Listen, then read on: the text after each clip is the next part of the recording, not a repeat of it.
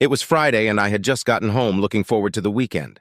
My wife was waiting for me, but not with her usual smile and peck on the cheek. Instead, she was fidgeting, a determined look on her face. Something was up, and it didn't look good. "Honey," I said, stopping in my tracks to look at her, "is something wrong? Where are the children?" It was unusual for the kids not to be home by this time on a Friday. "The children are with my mom until Monday, John," she replied. "I need to talk to you about something, and I need you to listen and try to understand."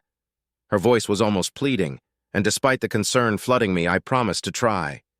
She thanked me, her relief evident, but what followed was far from what I could have ever anticipated. "John, it's something that's been on my mind for a long time. At first, it may sound strange, but I want to have sex with other men." I started to laugh, thinking it was a joke, but the seriousness in her eyes stopped me.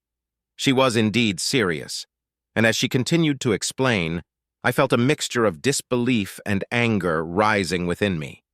She assured me of her love, but revealed her desire for experiences she felt she had missed out on. The conversation spiraled from there, with her adamant about pursuing this path, regardless of my feelings. She argued it was about her needs, not a lack of love or desire to cheat in the traditional sense. However, the idea alone was enough to shatter my trust and leave me feeling broken. As I sat there staring at her, trying to comprehend what she had just told me, I realized that my wife of 17 years was essentially asking for my permission to destroy our marriage. She pleaded with me to understand, to see it from her perspective. She stressed that it was just about sex, not love, but the distinction provided little comfort. "John, say something," Veronica implored, her voice breaking the heavy silence that had fallen between us, but words eluded me. How could I articulate the whirlwind of emotions I was feeling? Betrayal, hurt, disbelief, and anger swirled within me, making it impossible to speak. Ultimately, I rose, unable to remain in the same room with her any longer. The house, once a symbol of our shared life and love, now felt alien and cold. I retreated upstairs to our bedroom, which suddenly seemed like a monument to naivety and betrayal. The physical space between us did little to distance me from the turmoil of my thoughts. Veronica's proposal, her justification for it, echoed in my mind, tormenting me. The woman I had loved and trusted above all others had laid bare a desire that I couldn't reconcile with the person I thought I knew. Feeling trapped and suffocated, I realized I needed to escape, if only for a while. The idea of confronting her, of trying to understand her perspective, felt impossible. Instead, I decided to walk, to put physical distance between myself and the source of my pain. I changed quickly, my movements automatic, as if guided by a force outside myself. I slipped into comfortable clothes and shoes, grabbed a few essentials, and headed back downstairs. Veronica was still there, sitting in silence, a statue of remorse and determination. Our eyes met for a brief moment, and I saw the plea in hers. But the chasm that her words had opened between us seemed insurmountable. "Who are you?" I found myself asking, though I knew the answer wouldn't change anything.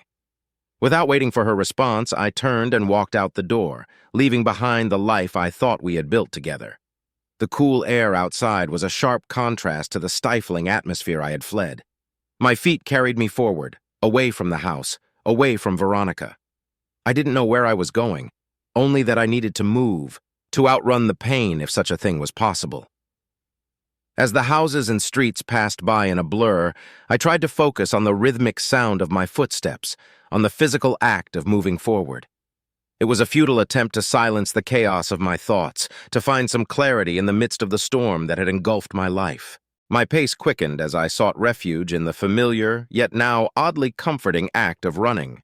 It was a skill that had earned me accolades in college, a practice that had always helped me clear my mind and focus. But on that day, the rhythmic pounding of my feet against the pavement served only as a desperate attempt to escape the turmoil churning inside me.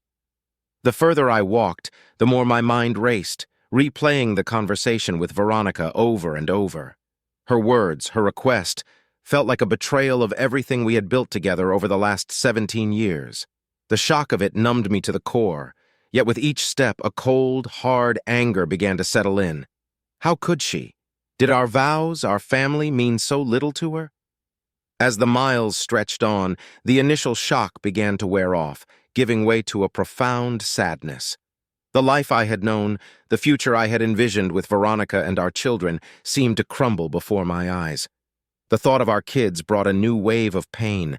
How would I explain this to them? What would become of our family?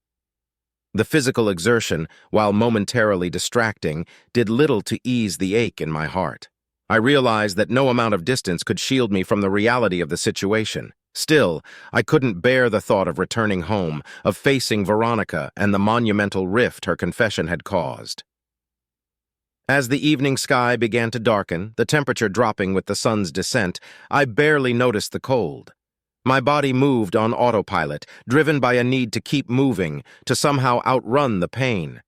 But with each step, the weight of my wife's words pressed heavier on me, a constant reminder of the upheaval that awaited me. Eventually, exhaustion began to set in, both physical and emotional. The adrenaline that had fueled my initial flight waned, leaving behind a deep-seated fatigue. It was then that I realized the futility of my attempt to escape the inevitable. No matter how far I walked, the problems awaiting me at home remained. In that moment of clarity, I understood that running away, either physically or emotionally, would solve nothing. The issues between Veronica and me needed to be confronted, no matter how daunting the prospect. With a heavy heart, I turned around, knowing that the journey back would be the first step towards facing the uncertain future that lay ahead. As I retraced my steps, the streets now bathed in the soft glow of streetlights, a sense of resignation settled over me. The road ahead would be difficult, fraught with pain and possibly heartbreak, but it was a path I had to walk. For myself, for Veronica, but most importantly, for our children. The walk back home felt longer than the escape had. Each step seemed to echo the turmoil in my heart, a steady beat of confusion, betrayal, and a deep, unyielding sadness. The familiarity of the neighborhood, once comforting, now felt foreign, as if I were walking through a life that was no longer mine. The darkness of the night mirrored the sense of loss that had settled deep within me. Upon reaching our home, the sight of it sparked a pang of longing for simpler times, for the days before this chasm had opened between Veronica and me. The house, once a symbol of our shared dreams and love, now stood as a monument to our fractured relationship. I hesitated at the door, unsure of the welcome that awaited me inside. Veronica was where I had left her, her posture one of anticipation and dread. The tension in the room was palpable, a tangible manifestation of the distance that had grown between us. Her eyes searched mine for signs of forgiveness or understanding, but all I could muster was a profound sense of weariness. "John, where have you been?" Her voice was laced with concern, but underneath it I could detect a hint of fear. It was clear that she understood the gravity of what she had asked of me, and now feared the consequences of her request. I didn't answer immediately, struggling to find the words that could encompass the whirlwind of emotions I had experienced. How could I explain the depth of my pain, the sense of betrayal that had driven me to walk away, if only for a while? "I needed to think," I finally said, my voice barely above a whisper. The simplicity of the statement belied the complexity of the thoughts and emotions that had consumed me during my absence. Veronica nodded, her expression a mixture of relief and apprehension. She moved as if to come closer, but I unconsciously took a step back, a physical manifestation of the emotional barrier that had formed between us. "We need to talk," she said, her voice firmer now, a reflection of her determination to address the chasm that had opened up in our marriage. I knew she was right, but the thought of delving into the heartache and betrayal felt overwhelming. Instead of responding, I found myself reflecting on the journey that had led us to this point. Our marriage, once filled with love and shared dreams, had been irrevocably altered by Veronica's confession. The path ahead was uncertain, fraught with difficult conversations and painful decisions, but I knew that for the sake of our children, and perhaps even for the remnants of the love we once shared, we had to try to navigate this new reality together. With a heavy heart, I nodded, signaling my willingness to engage in the conversation that needed to happen. It was the first step towards facing the uncertain future, a future that had been unimaginable just days before. In the stillness of our home, where the echoes of a once harmonious life lingered, Veronica and I faced each other, standing on the precipice of decision. The silence was a canvas for the turmoil within us, each heartbeat a stroke of confusion, pain, and longing. John, I understand if you can't forgive me. I've betrayed not just you, but our family, our vows. But if there's any part of you that believes in the love we've shared, in the life we've built, I'm begging you to consider it. I was lost, but I see now that nothing, no fleeting desire is worth losing you. Veronica's voice trembled with emotion, her eyes reflecting a mixture of hope and despair. I listened, each word she spoke stirring a tumult of feelings within me, anger, betrayal, love, and a haunting fear of losing what had been the center of my world. Could I simply let go of the life we had, of the future we had envisioned? Yet how could I hold on, knowing the trust that was the bedrock of our relationship had been so profoundly shaken? Veronica, I can't pretend I understand, because I don't.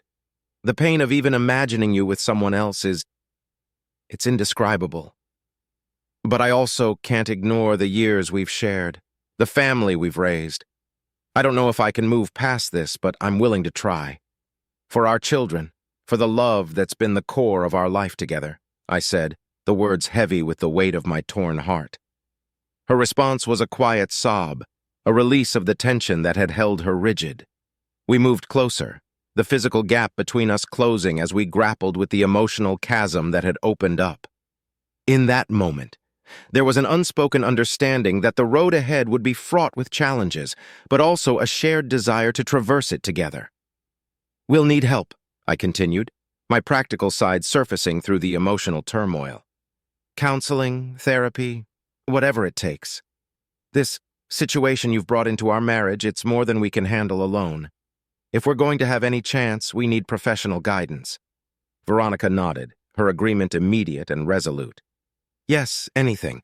I'll do whatever it takes, John. I don't want to lose you or our family. As we stood there in the living room that had witnessed so much of our life together, there was a fragile sense of hope amidst the ruins of trust. The path forward was uncertain, but for the first time since the revelation, there was a glimpse of a future where the pieces might, somehow, be put back together. That night, as we sat together, a silent agreement was formed. We would embark on this journey of healing, not knowing where it would lead us, but understanding that the alternative was a loss neither of us could bear. The work would be hard and the outcome uncertain, but we were committed to trying, for the sake of our past and the glimmer of a shared future that still, against all odds, remained. Impossible to bridge. Yet, in that silence, there was also a desperate yearning for understanding, for a way back to each other, if such a path still existed. Veronica broke the silence, her voice trembling with emotion. John, I know I've hurt you deeply, and I can't undo what I've said, but I want you to know from the bottom of my heart that I regret it. The thought of losing you, our family, it's unbearable. I was lost, but I see now that my search for something more led me away from the most important thing I've ever had. Her words resonated with a sincerity that reached out to the part of me still clinging to the love we shared. But the pain and betrayal were not easily dismissed. The wound was deep, and I was unsure if it could ever fully heal. I want to believe you, Veronica, I said, the conflict within me evident in my voice. But how do I trust that this won't happen again? How do we move forward from here? She stepped closer, her eyes searching mine for any sign of forgiveness, of hope. I don't expect you to forgive me overnight, John, but I'm willing to do whatever it takes to earn back your trust, to prove to you and to our children that I am committed to our family. We can seek counseling, work through this together. Please, just give me a chance to make things right. The suggestion of counseling, of actively working to repair our relationship, was a glimmer of hope in the darkness. It wouldn't be easy, and the road ahead would undoubtedly be fraught with challenges. But perhaps, with time and effort, we could find our way back to each other. I nodded slowly, the decision weighing heavily on me. Okay, Veronica, we'll try counseling. For the sake of our family and the love we once shared, we owe it to ourselves to try. The relief on her face was palpable, a mixture of gratitude and renewed determination. Thank you, John. I know I have a lot to make up for, but I promise you I'll do everything in my power to fix this. As we stood there in the living room of our home, The future was still uncertain. But in agreeing to take that first step towards healing, we had chosen to face whatever lay ahead together. It was a small beacon of hope, a testament to the resilience of love and the possibility of forgiveness. In the days that followed, Veronica and I took the first tentative steps toward mending our fractured relationship. We researched and found a counselor who specialized in marital issues, particularly those involving trust and fidelity. It was a strange, almost surreal process, acknowledging to a stranger the depth of our problems, but it was also a relief to lay bare the wounds that had festered in silence. Our first counseling session was uncomfortable, to say the least. Sitting side by side on a couch that seemed to only emphasize the distance between us, we began to unpack the layers of hurt, misunderstanding, and neglect that had brought us to this point. The counselor, a kind but forthright woman named Dr. Ellis, guided the conversation with a gentle firmness that left no room for evasion. "John, can you share how Veronica's request made you feel?" Dr. Ellis asked, her voice calm and inviting. I struggled to articulate the maelstrom of emotions that Veronica's confession had unleashed. Betrayed, I suppose, and less than. Like I wasn't enough for her. It made me question everything about our marriage, I admitted, the words feeling both liberating and terrifying as they hung in the air between us. Veronica reached out, her hand tentatively covering mine, a gesture of solidarity that I hadn't expected. "I'm so sorry, John. Hearing you say that, understanding the pain I've caused, it's heartbreaking. I was so caught up in my own insecurities, I didn't see how selfish I was being." Dr. Ellis nodded, acknowledging the difficulty of our admissions. "It's important to voice these feelings, to understand where they stem from. Veronica, can you tell John what led you to feel the need to seek experiences outside your marriage?" Veronica's answer was a journey into her own insecurities, a revelation of the fears and doubts that had simmered beneath the surface of our seemingly happy life. I felt like I was missing out on something, that there was a part of life I just hadn't experienced. But I see now that I was chasing an illusion, risking the most important things in my life for a fleeting desire. The session continued, with Dr. Ellis gently probing the depths of our disconnection, guiding us through the tangled web of our emotions. It was exhausting, emotionally draining work, but as we left her office that day, I felt a glimmer of hope. For the first time in what felt like forever, it seemed like there might be a path forward for us. In the weeks that followed, we continued our counseling sessions, each one a small step toward understanding and forgiveness.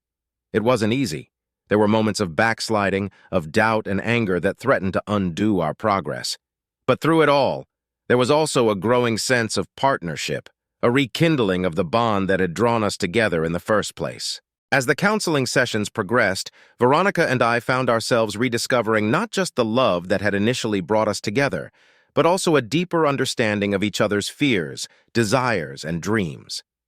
Dr. Ellis had us engage in exercises that felt awkward at first, writing letters to each other that we weren't allowed to read for a week, going on first dates again, and setting aside time each night to talk about anything except our problems. These activities, designed to rebuild our intimacy, slowly started to break down the walls we had built around our hearts. One evening, sitting on the back porch watching the sunset, Veronica turned to me. "Do you think we can really get past this, John?" Her voice was tinged with vulnerability, a stark contrast to the determined woman who had once insisted on exploring outside our marriage. I took a moment before answering, weighing my words. "I think we're getting there slowly. It's not just about getting past it, though. It's about building something new from what we've learned about each other and ourselves. It's about choosing each other every day, even when it's hard." She nodded, leaning her head on my shoulder. "I choose you, John. Every day from now on, I choose you." It was a simple statement, but it carried the weight of her commitment, her realization of what truly mattered. Our journey wasn't without its challenges. There were days when the hurt resurfaced, when doubt crept in and made us question if we could truly overcome the past. But each time, we turned to the tools Dr. Ellis had given us, and to each other, to navigate through the uncertainty. One particularly difficult night, when old insecurities threatened to overwhelm Veronica, I found myself holding her, whispering assurances of my love and commitment. It was a role reversal that neither of us could have anticipated months ago, but it underscored the new dynamic in our relationship, one built on mutual support and understanding. As we continued to work on our marriage, the improvements weren't just noticed by us. Our children, who had been understandably confused and hurt by the tension in the house, began to respond to the renewed affection and unity between their parents. Family dinners became more frequent and filled with laughter, and weekend outings became a cherished routine rather than a strained obligation. The day we concluded our sessions with Dr. Ellis marked both an ending and a beginning. She commended us on the work we had done, reminding us that the road ahead would still require effort and dedication. "Marriage is a journey, not a destination," she said, her words a gentle reminder of the continuous nature of the commitment we had renewed to each other. As we left her office, hand in hand, I felt a sense of accomplishment and hope. We had faced the brink of destruction and had managed, through love and perseverance, to pull ourselves back. Our marriage was not the same as it had been before. It was stronger, more resilient, and more honest. That night, as we sat together, reflecting on the path we had traveled, I realized that this experience had not just saved our marriage, it had transformed it. We had learned the true meaning of forgiveness, of choosing each other, and of the deep, abiding love that can endure even the most severe trials. As autumn gave way to winter, the work Veronica and I had put into our relationship began to show its effects in subtle but meaningful ways. The counseling sessions had gradually shifted from a battleground of past hurts to a space where we could envision a future together, albeit one different from what we had once imagined. One evening, as we sat together watching the snow gently fall outside our living room window, a sense of calm settled over us. It was a stark contrast to the tumultuous emotions that had defined our lives just a few months prior. In that moment of tranquility, Veronica turned to me, her eyes reflecting the soft glow of the fireplace. "John, do you think we'll ever get back to how we were before? Before all of this?" she asked, her voice barely above a whisper, as if afraid to break the spell of peace that had enveloped us. I pondered her question, knowing the answer was complex. "I don't think we can ever go back to exactly how we were, Veronica. Too much has changed. We've changed, but maybe we can build something new, something stronger because of what we've gone through." She nodded, a tear glimmering in her eye, not one of sadness, but perhaps of hope. "I'd like that," she said, "to build something new with you." That conversation marked a turning point for us. It was an acknowledgement that while the past could not be undone, it didn't have to dictate our future. We began to invest more in our relationship, finding new ways to connect and understand each other. Date nights, long walks together, and open, honest communication became the foundation of our new beginning. Our children noticed the change, too. The tension that had once hung heavy in our home was replaced by laughter and warmth. It wasn't a perfect storybook transformation. Challenges remained, and we had our moments of disagreement, but there was a newfound resilience in our family unit. We were learning to navigate life's storms together, rather than allowing them to drive us apart. Winter turned into spring, and with the thaw came a renewal not just of the world around us, but of our commitment to each other. Veronica and I knew the road ahead would have its bumps and turns, but there was a sense of optimism that had been absent for too long. As the seasons completed their cycle, bringing us back to the warmth of summer, Veronica and I found ourselves reflecting on the year that had passed. It had been a year of profound challenges and equally profound growth, a year that tested the very fabric of our marriage only to find it mended, different in texture but stronger in its weave. One late summer evening, we sat on our porch watching the sun dip below the horizon, painting the sky in hues of orange and pink. The kids were inside, laughter and the occasional sound of bickering a comforting backdrop to our quiet conversation. "This year has been a journey," I said, searching for the words to encapsulate the myriad of experiences we'd shared. "I never would have imagined we could come out of this stronger, but here we are." Veronica smiled, taking my hand in hers. "We've worked hard to be here, John. We faced our fears, our mistakes, and we grew from them." I'm grateful for that, for the chance to grow together instead of apart. In that moment, there was an unspoken acknowledgement between us. We had survived the storm, not by chance but through choice, choosing to face our problems, choosing each other, choosing our family. Our conversation drifted to the future, to plans and dreams now reshaped by the trials we'd overcome. There was an understanding that while the path ahead would undoubtedly hold more challenges, we possessed the tools and the commitment to face them together. As the night deepened, we remained on the porch, lost in our thoughts and the quiet beauty of the world around us. It was a world that had seen our worst and our best, and had held us through it all. Looking forward, we knew there would be more obstacles, more moments of doubt and fear. But there was also a deep-seated confidence in the strength of our bond, a bond forged in the fires of adversity and tempered by the willingness to grow and change. The story of that year, of our near fall and rise, would remain a pivotal chapter in the narrative of our lives. It was a testament to the power of love, not as an abstract concept, but as a living, evolving force capable of guiding us through the darkest of times. As we stood to go inside, the house felt different, not in its structure, but in its essence. It was no longer just a building that housed our family. It was a home, a testament to resilience, love, and the enduring strength of the human spirit.